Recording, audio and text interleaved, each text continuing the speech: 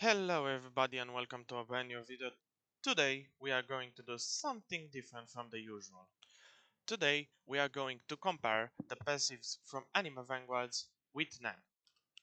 If you don't know what NEN is, first of all, shame on you. Second of all, is the power system from the manga Hunter x Hunter, created by the legendary mangaka Yoshihiro Togashi. If you don't know, NEN is regarded as one of the best, if not the best, power system in anime manga history. So now, let's go on with the video.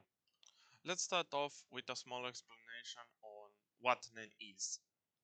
On the screen, I pull up a picture with all the 6 NEN times. If you wanna pause the video and read it for yourself or stay with me so that we can read it together, let's go on. So, since birth, each and every person in a Hunter x Hunter universe is born with a NEN affinity. However, NEN cannot be obtained by a normal person, but by exclusive individuals. However, everybody can obtain it with the right set of mind and with the right training. So we will start off with the NEN type that our protagonist has gone from Hunter x Hunter. What that means, an enhancer can enhance and in making themselves or a certain object stronger with their aura. One thing you must understand about NEN is that everybody is born with a certain NEN type. If you derive from that NEN type and try to use other NEN types like manipulation or conjuration as a natural enhancer, you will have less efficiency in using that type of NEN. We move on to the transmutation type, which transmuters can change the quality of their aura to match something else. Like our second protagonist, Killua, he can change his aura into electricity.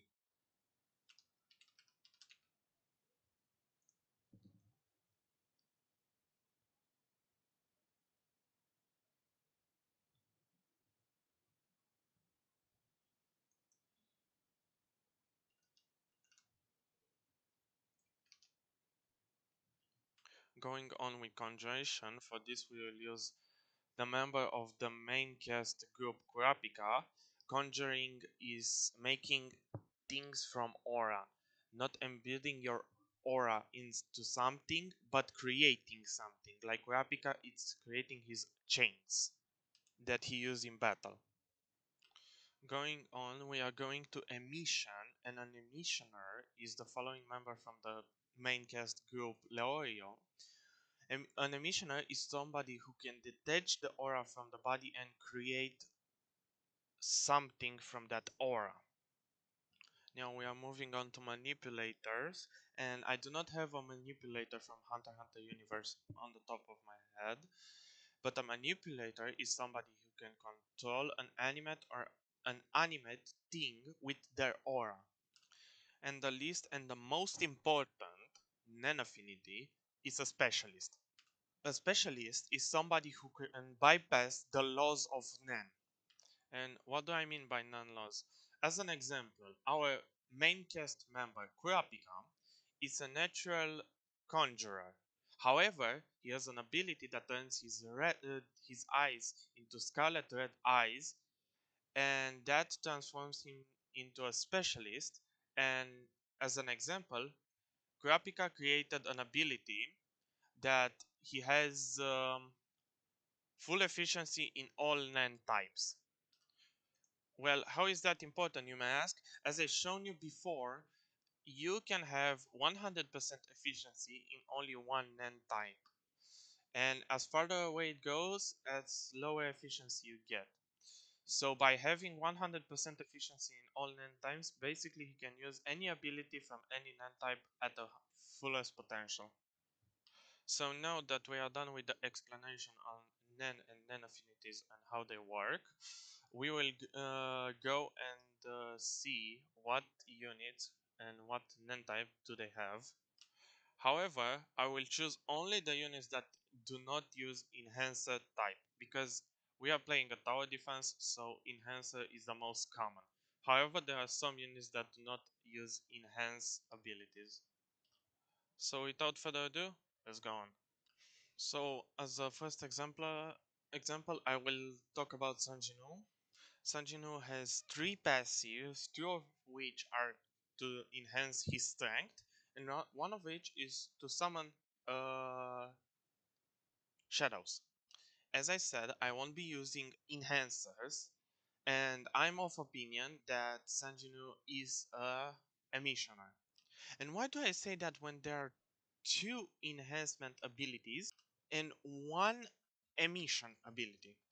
Well, I say that because of the drawbacks. There are too many drawbacks into his enhancement ability than into his emission. And why don't I think he's a manipulator or a conjurer? Because he's conjuring shadows or he's manipulating them. If you watch Solo Leveling, he's not manipulating them. His shadow are self-efficient, and he's not conjuring them. He's summoning them. He's detaching aura from himself, or however you want to call it, to allow them to exist. And one thing that made me think that Sanjinu is an emitter and not an enhancer is the specific ability of King of the Shadow, who is enhancing his abilities and damage due to the shadows. So he's using the shadows to enhance himself. So he's using the emission to enhance himself. Okay, but it's not as much as defense, because if you can see, enhancement and emission are right next to each other, so the potential is right there. It's not very far away.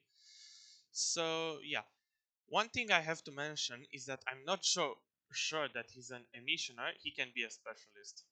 If you've watched Solo Leveling, you know why he can be a specialist due to his special nature. So he either can be a missioner or a specialist, but for sure not an enhancer. The the following unit I'm gonna be talking about is Sasuke, and I believe Sasuke to be a transmuter. Well, why do I believe that? Because of the ability Lightning Powered Assault. As you know, Sasuke is using electricity to stun units or enemies. Due to that, I believe he's using his chakra or NEN to transmute it into electricity so that he can stun units.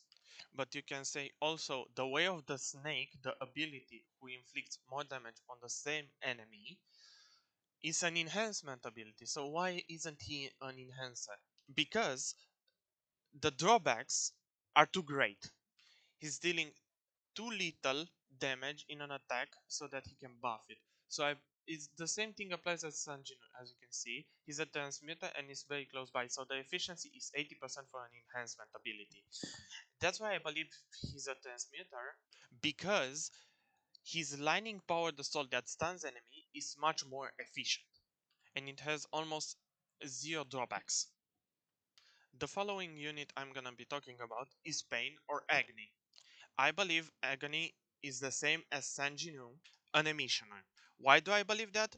Due to the ability Looming Threat, who is pushing away enemies on attack. The same laws applies on Agni as on Sanjinu. He's an emissioner and he has an enhancement ability who's quite good to damage 40% more. But the main ability is repulsed. So he's emitting aura from his body or chakra, being from Naruto, to push enemies back. That makes him an emissioner. And the same law, 80% efficiency in the enhancement department. Blossom or Sakura has only one passive, and I believe her to be a transmuter, transmuting her chakra or NEN into healing. There is not much to explain here. The last one we are going to talk about is a transmuter as well. He's alligator or crocodile. And Sand Body, every attack slows enemies' movement by 50% for 3 seconds, is clearly an enhancement. A transmuter ability, transmuting his aura or his devil fruit into sand, and he's using that to slow enemies. So he's using sand as his damage attack.